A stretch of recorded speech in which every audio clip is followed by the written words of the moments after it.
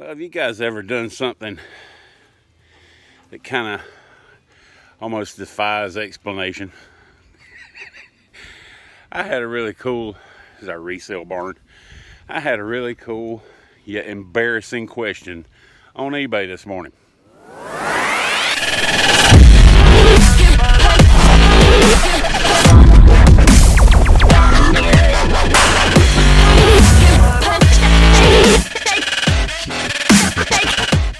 And here we are in our resale barn.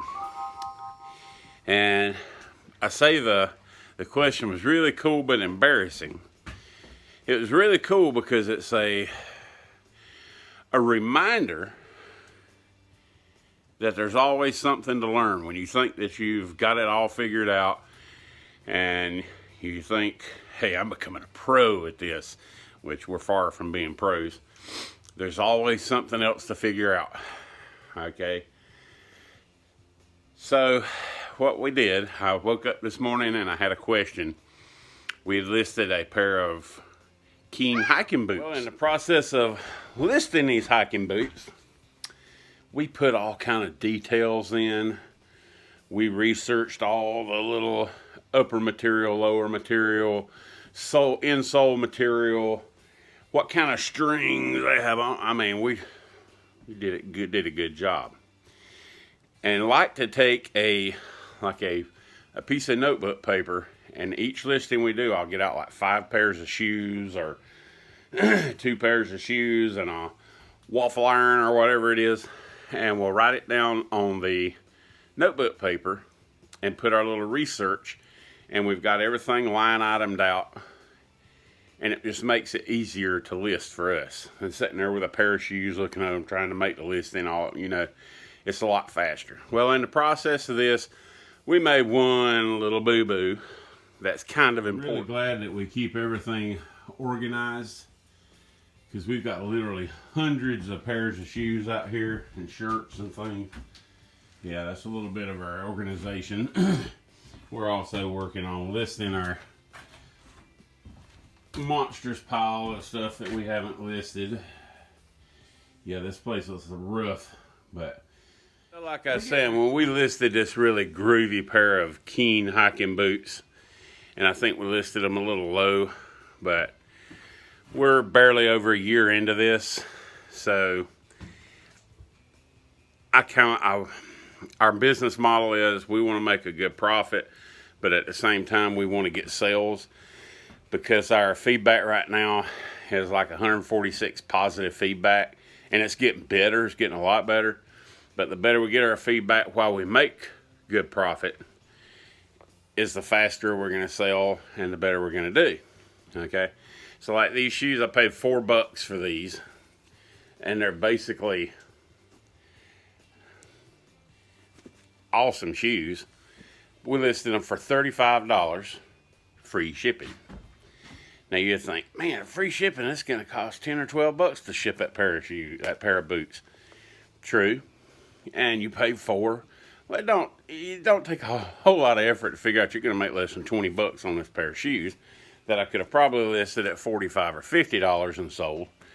But we want to get the sales. We want to keep sales moving right now, especially while we're building our feedback. All that wonderful thinking, all that wonderful writing everything down, and all that thought about getting sales while you're building your feedback will not help you at all if you don't put the size of the shoe on your listing. Have you ever done this? Be honest. So now, I'm going to sit down here at our little computer desk / kind of everything else desk, and going to get these things sold, maybe. The person who asked might wear a 13 or a 9, I don't know.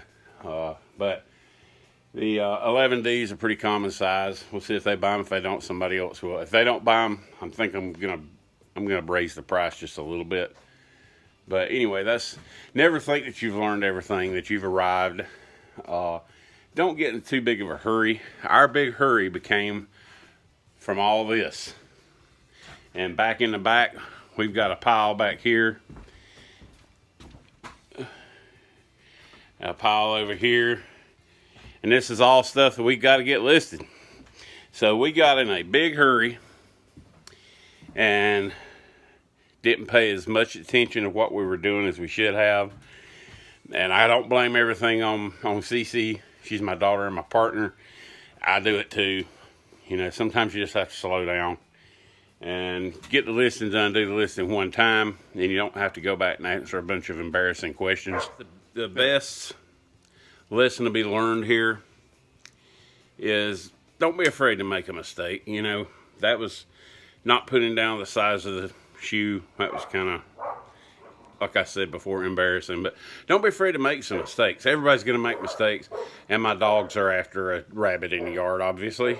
Timeout. Anyway, I think I got the girls squared away. But yeah, if you don't make mistakes, you're not learning. So many people use it as a crutch or an excuse not to start doing something because they're scared of making mistakes. And I understand the fear, but you have to overcome that fear, because if you make mistakes, as long as you're learning from the mistakes, you're progressing. And in this case, we made a large amount of progress. But yeah, that's not the first mistake we made, not putting the listing on the size, or the size of the shoes on the listing. We've made multiple mistakes. You know, and like I say, it's part of learning. And there's a lot of things we've done good. When we get this thing, they're after the rabbit. When you get to the point that you think that you've got it all figured out, that's when you'll find you don't have it all figured out. And anyway, that's it. I made this video in case you've made a mistake. You made a mistake in the last day or two or last month, and it kind of got you down, or you've been snapped back to reality or whatnot. Everybody makes mistakes. Don't let that stop you. Keep going.